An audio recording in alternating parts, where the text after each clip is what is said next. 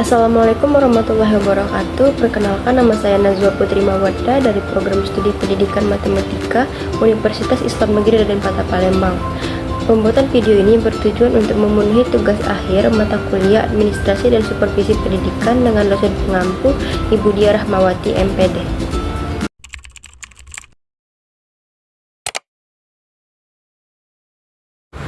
Hakikat administrasi pendidikan.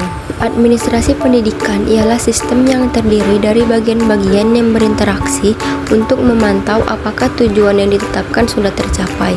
Administrasi meliputi bidang tata usaha, personalia murid, personalia guru, pengawasan, pelaksanaan, dan pembinaan. Tujuan dari administrasi pendidikan adalah untuk meningkatkan efisien dan efektivitas penyelenggaraan pendidikan sehingga tujuan pendidikan dapat tercapai. Secara khusus, tujuan administrasi pendidikan di sekolah adalah untuk mempersiapkan situasi di sekolah agar pendidikan dan pengajaran dapat berjalan dengan baik. Menurut Burhanuddin 1998, terdapat 5 prinsip administrasi pendidikan yang perlu diperhatikan, yaitu 1. Prinsip efisiensi, 2. Prinsip pengelolaan, 3. Prinsip pengutamaan tugas pengelolaan, 4. Prinsip kepemimpinan yang efektif, 5. Prinsip kerjasama. Ruang lingkup administrasi pendidikan. Di dalam konsep administrasi tata kelola pendidikan, terdapat ruang lingkup administrasi pendidikan yang diatur oleh Peraturan Pemerintah Nomor 66 Tahun 2010 sebagai berikut. Pertama, administrasi organisasi, kedua, administrasi kurikulum, ketiga, administrasi kepegawaian, 4. administrasi peserta didik, 5. administrasi sarana dan prasarana, 6. administrasi tata usaha, 7. administrasi pembiayaan, 8. administrasi tata hubungan.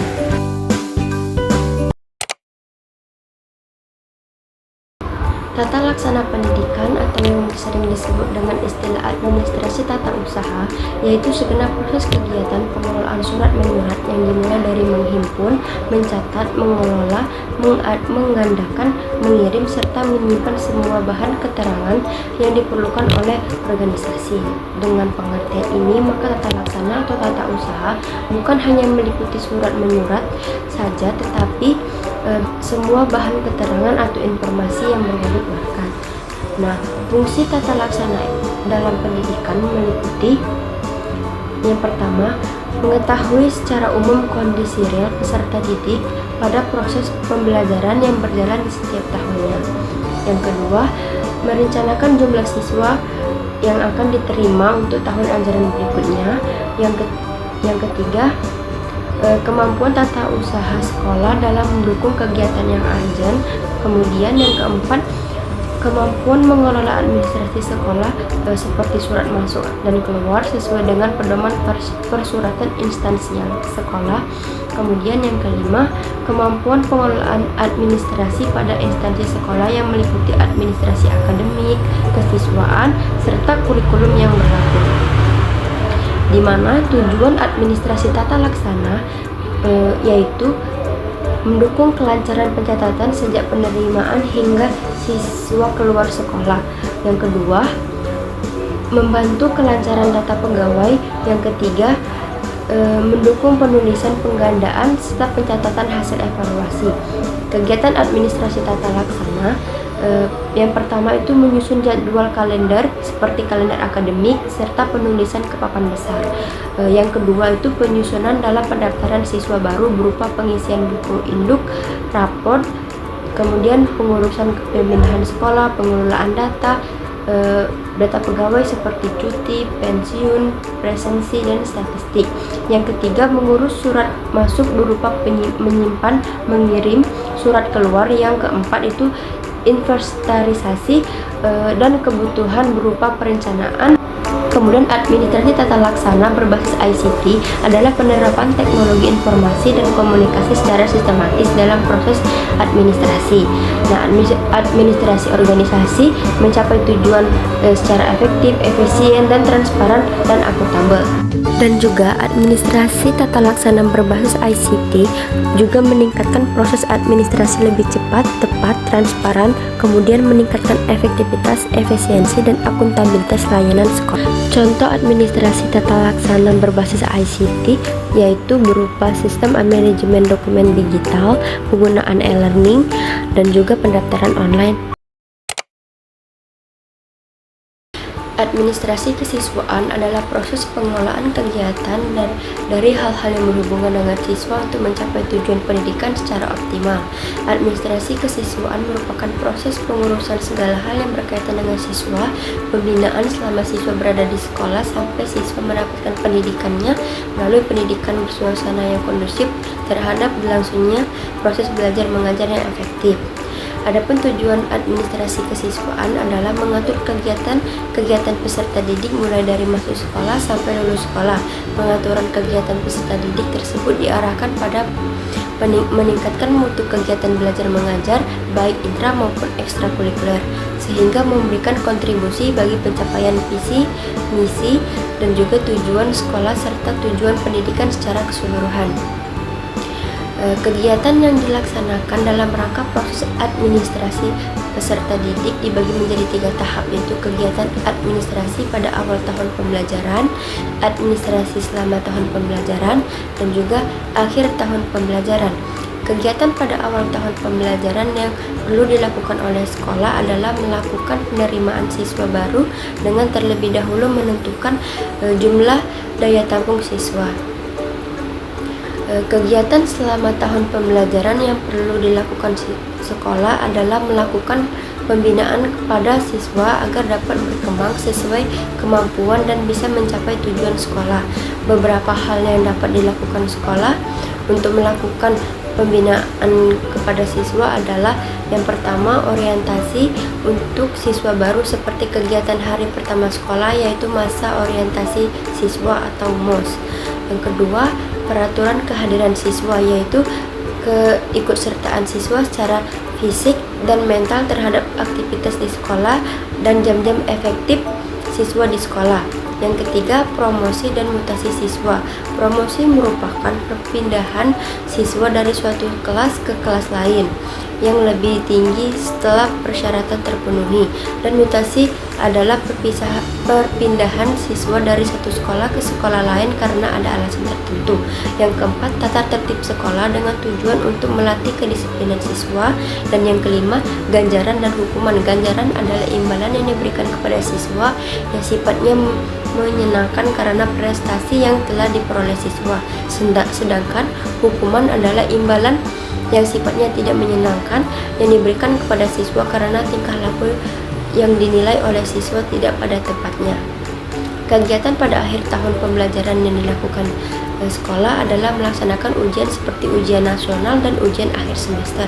Adapun administrasi yang dilakukan untuk kegiatan berkaitan dengan akhir tahun pembelajaran tersebut adalah administrasi pelaksanaan ujian nasional dan administrasi kenaikan kelas. Adapun di sini peran guru dalam administrasi kesiswaan, yang pertama dalam penerimaan siswa, para guru dilibatkan untuk mengambil bagian. Yang kedua, dalam masa orientasi, tugas guru membantu agar siswa cepat beradaptasi. Yang ketiga, peraturan siswa di kelas. Yang keempat, dalam memotivasi siswa, guru harus mampu menciptakan suasana yang mendukung. Dan yang kelima, dalam menciptakan disiplin sekolah atau kelas yang baik, peran guru sangat penting karena guru dapat menjadi modal. Kurikulum adalah perangkat mata pembelajaran dan program pendidikan yang diberikan oleh suatu lembaga penyelenggaraan pendidikan yang berisi rancangan pembelajaran yang akan diberikan kepada peserta pembelajaran dalam suatu periode jenjang pendidikan. Sedangkan administrasi kurikulum merupakan suatu proses kegiatan yang direncanakan dan diusahakan sengaja dan bersungguh-sungguh, serta pembinaan secara kontinu terhadap situasi belajar mengajar secara efektif dan efisien demi membantu tercapainya tujuan pembelajaran yang telah ditetapkan. dirumuskan. Administrasi kurikulum juga diartikan sebagai program pelayanan pendidikan yang dilaksanakan untuk mencapai tujuan-tujuan dalam pendidikan. Dalam proses pembelajaran, kurikulum sangat dibutuhkan. Kurikulum sebagai pedoman untuk menyusun target dalam proses belajar mengajar. Adapun komponen kurikulum meliputi yang pertama tujuan yang ingin dicapai berupa tujuan akhir, tujuan umum, tujuan khusus, dan tujuan sementara. Yang kedua, isi kurikulum berupa materi pembelajaran yang diprogram untuk mencapai tujuan pendidikan yang telah ditetapkan. Materi tersebut disusun dalam silabus dan dalam pengaplikasiannya dicantum pula dalam satuan acara perkuliahan atau SAP dan rencana pelaksanaan pembelajaran yaitu RPP. Media atau sarana dan prasarana. Media sebagai sarana perantara dalam pembelajaran untuk menjabarkan isi kurikulum agar lebih mudah dipahami oleh peserta didik. Materi tersebut berupa benda material dan bukan benda non-material. Yang keempat yaitu strategi, merajuk pada pendekatan dan metode serta teknik mengajar yang digunakan. Strategi termasuk juga komponen penunjang lainnya seperti sistem administrasi, pelayanan BK, remedial, pengayaan, dan sebagainya. Yang kelima yaitu proses pembelajaran. Komponen ini sangat penting sebab diharapkan melalui proses pembelajaran akan terjadi perubahan tingkah laku pada diri peserta didik sebagai indikator keberhasilan pelaksanaan kurikulum. Dan yang terakhir yaitu evaluasi atau penilaian, digunakan untuk mengetahui tercapai atau tidaknya tujuan atau kompetensi yang telah dirumuskan. Kegiatan administrasi kurikulum merupakan serangkaian proses yang mencakup perencanaan, pelaksanaan, dan evaluasi agar tujuan pendidikan dapat berjalan secara efektif. Pada tahap perencanaan, sekolah menyiapkan berbagai komponen penting seperti penyusunan struktur program, jadwal pembelajaran, kalender pendidikan tahun yang berisi jadwal masuk sekolah, hari libur, dan kegiatan belajar lainnya. Selain itu, dilakukan juga pembagian tugas guru sesuai keahlian, jumlah siswa, serta kebutuhan jam mengajar, termasuk mengatur kelas dan penetapan siswa baru. Guru juga menyusun rencana pengajar yang meliputi program semester dan satuan pembelajaran untuk setiap pertemuan. Setelah perencanaan matang, kurikulum dilaksanakan melalui kegiatan belajar mengajar di kelas, di mana guru menyiapkan media, metode, serta strategi pembelajaran yang sesuai. Selanjutnya yaitu evaluasi kurikulum, dilakukan untuk mengetahui tingkat keberhasilan pelaksanaan, penilaian tujuan, serta perkembangan siswa. Hasil evaluasi ini digunakan sebagai dasar untuk memperbaiki kurikulum agar lebih relevan dan efektif di masa mendatang.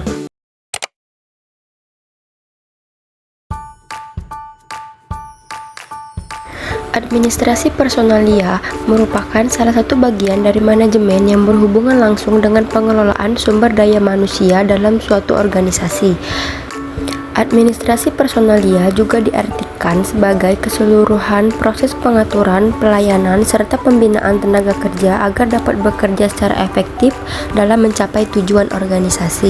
Adapun pendidik merupakan tenaga profesional yang bertugas merencanakan dan melaksanakan proses pembelajaran, menilai hasil pembelajaran, melakukan pembinaan dan pelatihan, serta melakukan penelitian dan pengabdian kepada masyarakat, terutama bagi pendidik pada perguruan tinggi.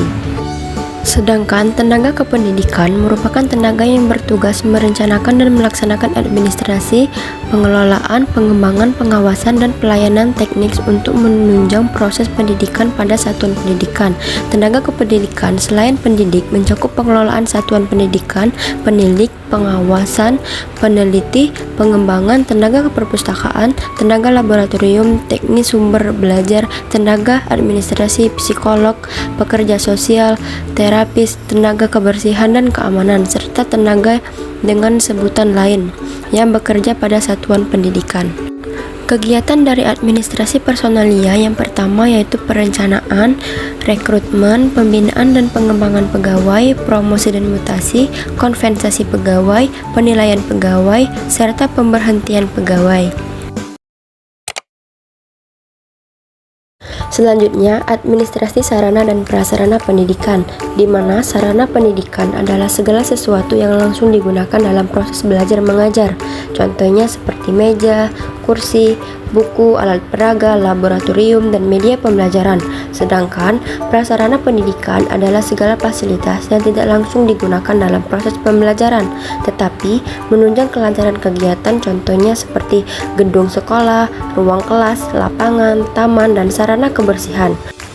Keduanya saling berkaitan karena sarana akan berfungsi optimal bila didukung prasarana yang memadai. Adapun administrasi sarana dan prasarana pendidikan adalah proses pengelolaan segala perlengkapan fisik yang digunakan untuk menunjang kegiatan belajar mengajar di lembaga pendidikan agar tujuan pendidikan dapat tercapai secara efektif dan efisien. Tujuan dari administrasi sarana dan prasarana pendidikan yang pertama, menunjang proses pembelajaran. Kedua, meningkatkan kualitas pendidikan. Ketiga, mengoptimalkan penggunaan fasilitas pendidikan. Keempat, menjamin pemeliharaan dan keberlanjutan sarana dan prasarana. Kelima, mendukung kegiatan manajerial sekolah. Dan keenam, menumbuhkan rasa tanggung jawab dan kepedulian warga sekolah. Adapun kegiatan administrasi sarana dan prasarana pendidikan meliputi yang pertama perencanaan. Dalam hal ini, perencanaan yang dimaksud adalah merinci rancangan pembelian, pengadaan, rehabilitas, distribusi, atau pembuatan peralatan dan perlengkapan sesuai dengan kebutuhan. Yang kedua, pengadaan. Pengadaan merupakan serangkaian kegiatan penyediaan berbagai jenis sarana dan prasarana pelatihan sesuai dengan kebutuhan untuk mencapai tujuan pelatihan. Kebutuhan sarana dan prasarana dapat berkaitan dengan jenis spesifikasi, jumlah, waktu, tempat, harga, serta sumber yang dapat dipertanggungjawabkan. Yang ketiga adalah penyaluran. Penyaluran merupakan kegiatan pemindahan barang dan tanggung jawab penyimpanan kepada unit-unit atau orang-orang yang membutuhkan barang itu. Dalam prosesnya ada 3 hal yang perlu diperhatikan, yaitu ketepatan barang yang disampaikan, baik jumlah maupun jenisnya. Kedua, ketepatan sarana penyampaiannya. Dan ketiga, ketepatan kondisi barang yang disalurkan. Yang keempat yaitu penyimpanan. Penyimpanan sarana dan prasarana adalah kegiatan yang dilakukan oleh satuan kerja atau petugas gedung untuk menampung hasil pengadaan barang atau bahan kantor, baik berasal dari pembelian, instansi lain, atau diperoleh dari bantuan.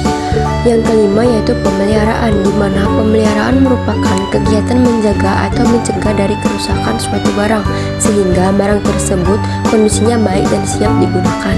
Selanjutnya, kegiatan inventarisasi. Kegiatan inventarisasi dilakukan dalam rangka usaha penyempurnaan pengurusan dan pengawasan yang efektif terhadap sarana dan prasarana pendidikan yang ada di sekolah.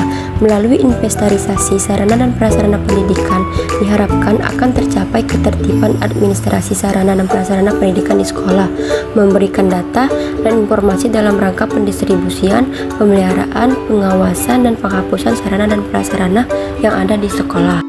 Dan yang terakhir yaitu penghapusan sarana dan prasarana. Penghapusan barang adalah kegiatan akhir siklus pengelolaan sarana dan prasarana yang dilakukan dengan menggunakan mekanisme tertentu berdasarkan peraturan dan ketentuan yang berlaku. Tujuan dari penghapusan administrasi sarana dan prasarana adalah untuk membebaskan bendaharawan barang atau pengelola dari pertanggungjawaban administrasi dan fisik atas barang milik negara yang berada di bawah atau penguasaannya sesuai dengan perundang-undangan yang berlaku. Pada video kali ini, saya akan menjelaskan tentang apa itu humas, tujuan dan fungsi humas, serta kegiatan humas. Apa sih yang dimaksud dengan humas? Humas atau hubungan masyarakat adalah kegiatan komunikasi yang dilakukan oleh lembaga termasuk sekolah untuk membangun, memelihara, dan mengembangkan hubungan harmonis antara lembaga dengan masyarakat.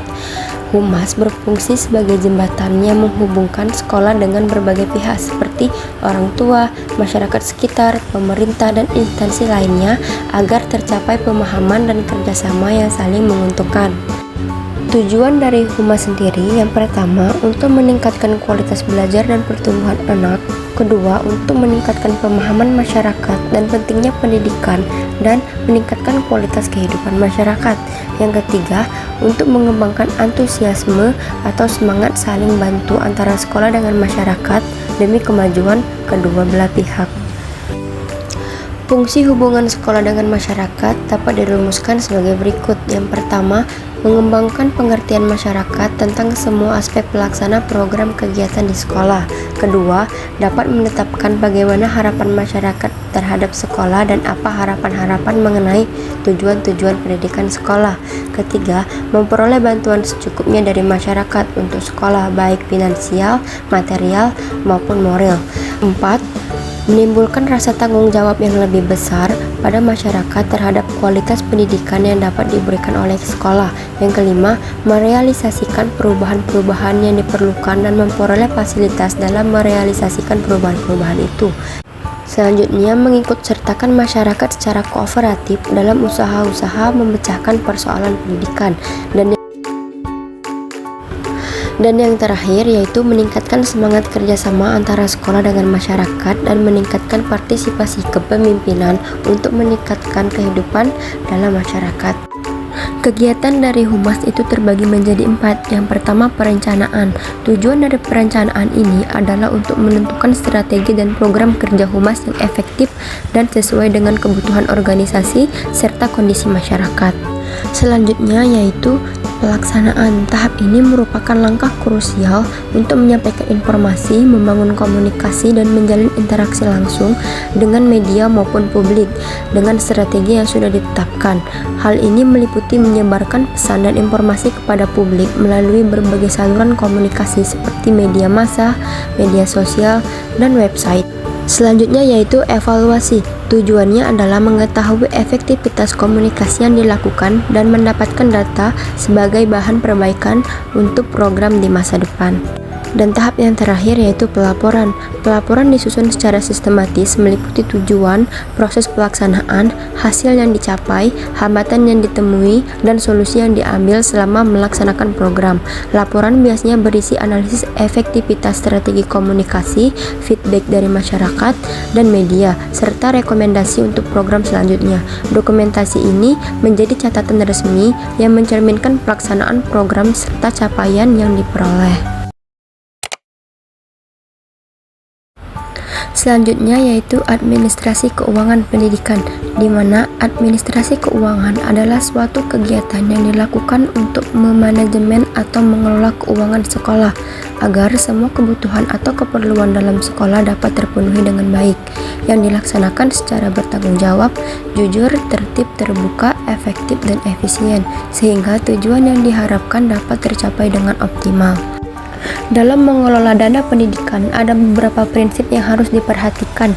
Di antaranya yang pertama, prinsip keadilan.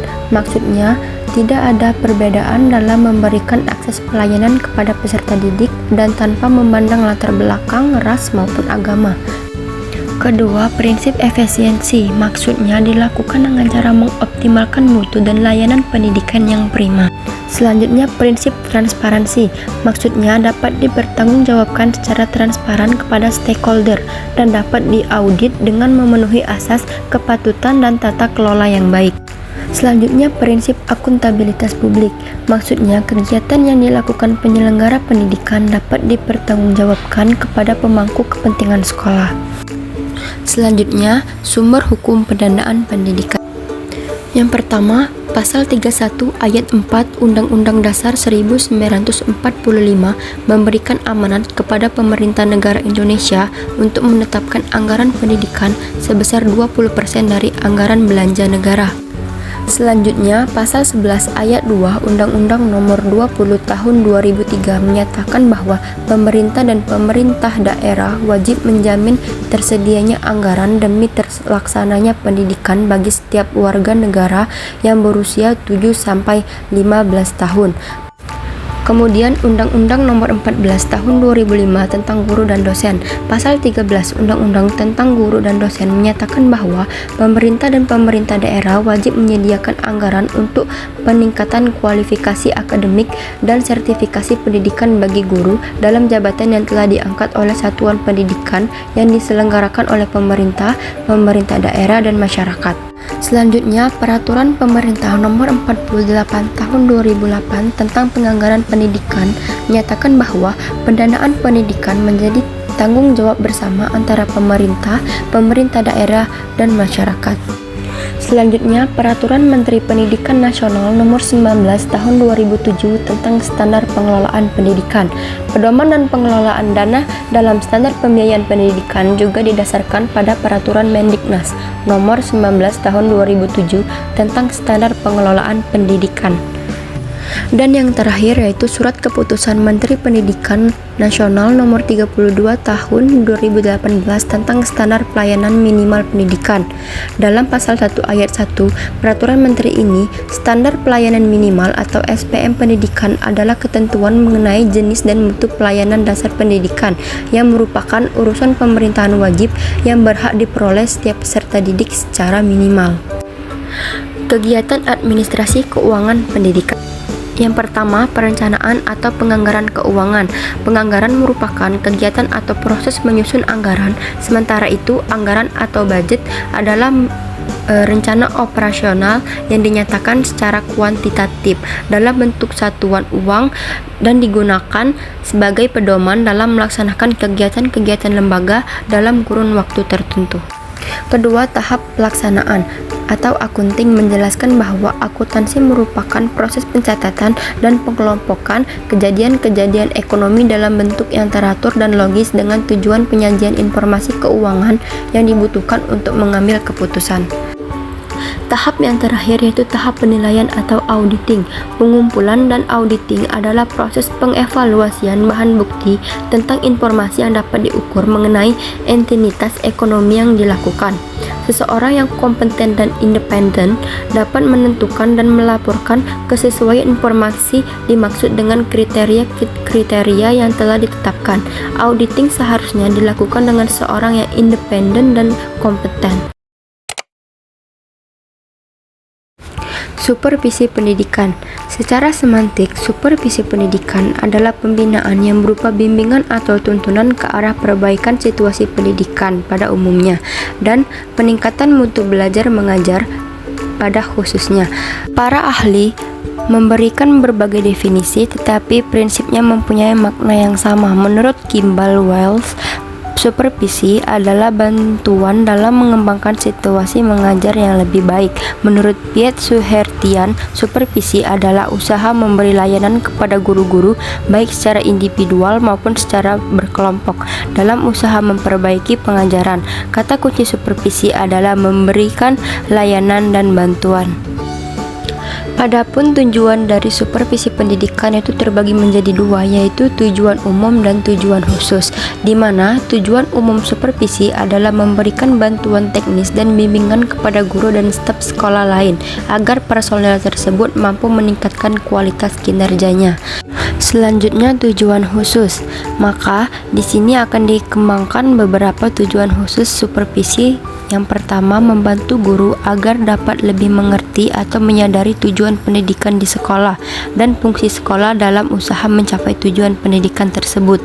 Yang kedua, membantu guru agar mereka lebih menyadari dan mengerti kebutuhan dan masalah-masalah yang dihadapi siswa supaya dapat membantu siswa itu lebih baik lagi. Ketiga, melaksanakan kepemimpinan yang efektif dengan cara yang demokratis dalam rangka meningkatkan kegiatan-kegiatan profesional di sekolah dan hubungan antara staf yang kooperatif untuk bersama-sama meningkatkan kemampuan masing-masing. Selanjutnya, menemukan kemampuan dan kelebihan tiap guru dan memanfaatkan serta mengembangkan kemampuan itu dengan memberikan tugas dan tanggung jawab yang sesuai dengan kemampuannya. Yang kelima, membantu guru meningkatkan mutu karyanya secara maksimal dalam bidang profesi keahliannya. Yang keenam, membantu guru baru dalam masa orientasinya supaya cepat dapat menyesuaikan diri dengan tugasnya dan dapat mendayagunakan kemampuannya secara maksimal. Yang ketujuh, membantu guru menemukan kesulitan belajar muridnya dan merencanakan tindakan-tindakan perbaikan. Dan yang terakhir, menghindari tuntunan-tuntunan terhadap guru yang di luar batas atau tidak wajar dan kritik tak sehat baik dari sekolah maupun dari masyarakat. Sasaran utama supervisi pendidikan meliputi yang pertama, pengembangan dan penyempurnaan kurikulum supervisi, membantu guru memahami dan menerapkan kurikulum sesuai dengan kebijakan pendidikan terkini. Kedua yaitu peningkatan proses pembelajaran supervisi, membantu meningkatkan efektivitas pembelajaran melalui penerapan metode yang inovatif dan berbasis kebutuhan siswa. Yang ketiga, sasaran supervisi pada aspek manusia. Sasaran supervisi tidak hanya berbatas pada tenaga pendidik, tetapi juga mencakup seluruh elemen manusia dalam lingkungan pendidikan. Menurut Swearingen, ada 8 fungsi supervisi pendidikan, yaitu mengkoordinasi semua usaha sekolah. Kedua, memperlengkapi kepemimpinan sekolah. Ketiga, memperluas pengalaman guru. Keempat, menstimulir usaha-usaha yang kreatif. Yang kelima, memberikan fasilitas dan penilaian yang terus-menerus. Yang keenam, menganalisis situasi belajar mengajar. Ketujuh, memberikan pengetahuan dan keterampilan kepada guru. Dan yang kedelapan, mengintegrasikan tujuan pendidikan dan membantu meningkatkan kemampuan mengajar guru. Jadi, tegasnya bahwa fungsi supervisi adalah untuk memelihara program pengajaran dengan sebaik-baiknya. Menilik dari tujuannya adalah mengembangkan situasi belajar mengajar melalui pembinaan, maka kegiatan ini dilakukan berdasarkan prinsip-prinsip sebagai berikut. Yang pertama, supervisi bersifat ilmiah, yaitu bahwa supervisi memenuhi 3 kriteria sebagai prosedur ilmiah, yakni yang pertama, sistematis karena dilakukan dengan cara teratur, melalui dengan perencanaan yang matang dan dilakukan secara kontinu. Yang kedua, objektif karena dilakukan bukan atas prasangka individu tetapi didasarkan atas informasi dan data yang nyata. Yang ketiga, menggunakan instrumen yang baik untuk mengumpulkan data sehingga data yang diperoleh benar-benar data yang terandalkan. Selanjutnya, supervisi dilakukan dengan prinsip demokratis karena perintah atau takut atasan tetapi dilakukan dalam situasi kekeluargaan melalui musyawarah, saling memberi dan menerima. Selanjutnya, supervisi dilakukan dengan cara kerjasama, kooperatif, dan selalu mengarahkan kegiatannya untuk mencapai tujuan bersama dengan menciptakan situasi belajar mengajar yang lebih baik. Yang keempat, supervisi bukan dilakukan dengan instruktif tetapi atas dasar kreativitas dan inisiatif guru sendiri, di mana supervisor hanya memberikan dorongan agar terciptanya situasi belajar mengajar yang baik. Yang kelima, supervisi dilakukan dengan suasana terbuka, tidak sembunyi-sembunyi tetapi dengan cara terus terang melalui pemberitahuan baik resmi maupun tidak resmi, sehingga guru yang akan disupervisi sudah mengetahui terlebih dahulu bahwa akan disupervisi.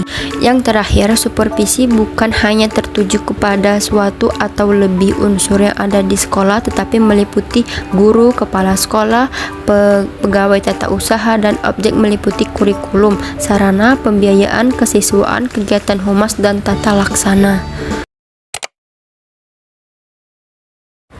Jenis, teknik, dan strategi supervisi pendidikan. Adapun jenis-jenis supervisi, yang pertama supervisi umum dan supervisi pengajaran, di mana supervisi umum adalah supervisi yang dilakukan terhadap kegiatan-kegiatan atau pekerjaan yang secara tidak langsung berhubungan dengan usaha perbaikan mengajar, seperti supervisi terhadap kegiatan pengelolaan bangunan dan pengelolaan administrasi kantor, dan supervisi pengelolaan keuangan kantor atau kantor pendidikan. Sedangkan supervisi pengajaran adalah kegiatan-kegiatan pengawasan yang bertujuan untuk memperbaiki kondisi-kondisi baik personel maupun material yang memungkinkan terciptanya tujuan pendidikan. Dengan demikian, uraian tersebut tentang pengertian supervisi beserta definisi-definisinya dapat digolongkan ke dalam supervisi pengajaran. Yang kedua yaitu supervisi klinis, di mana supervisi klinis adalah suatu proses bimbingan yang bertujuan untuk membantu pengembangan profesional guru atau calon guru, khususnya dalam keterampilan mengajar berdasarkan observasi dan analisis data secara teliti, dan objek sebagai pegangan untuk perubahan tingkah laku mengajar tersebut.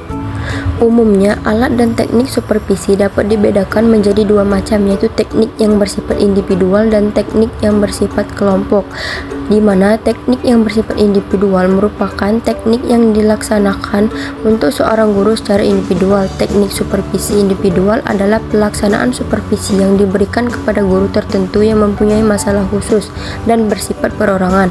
Supervisi di sini hanya berhadapan dengan seorang guru yang dipandang memiliki persoalan tertentu. Kedua, Teknik yang bersifat kelompok merupakan teknik-teknik yang dilaksanakan bersama-sama oleh supervisor dengan sejumlah guru dalam satu kelompok. Teknik supervisi kelompok adalah satu cara melaksanakan program supervisi yang ditunjukkan pada dua orang atau lebih. Guru-guru yang diduga sesuai dengan analisis kebutuhan memiliki masalah atau kebutuhan atau kelemahan-kelemahan yang sama dikelompokkan atau dikumpulkan menjadi satu atau bersama-sama.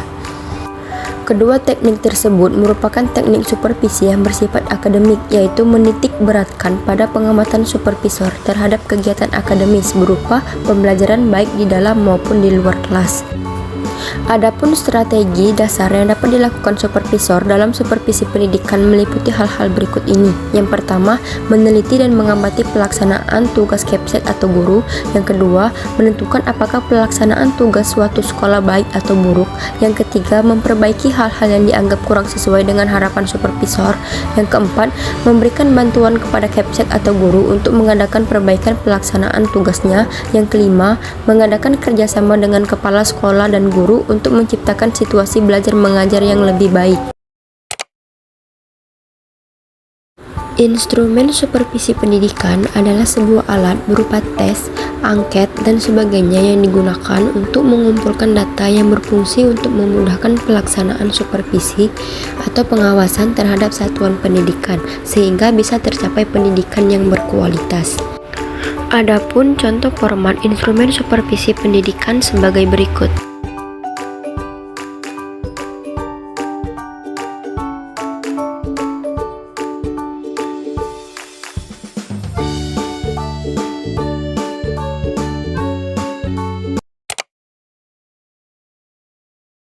Kriteria dan kualifikasi supervisor pendidikan.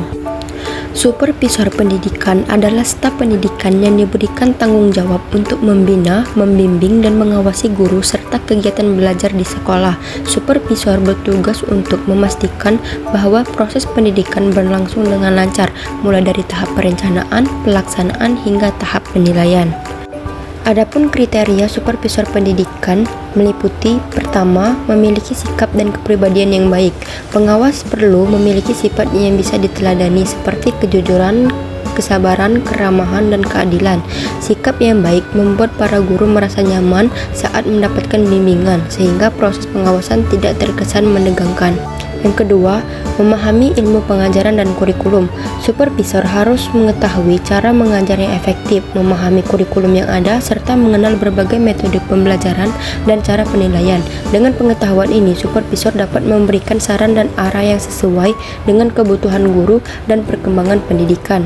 Ketiga, memiliki pengalaman dan kemampuan profesional.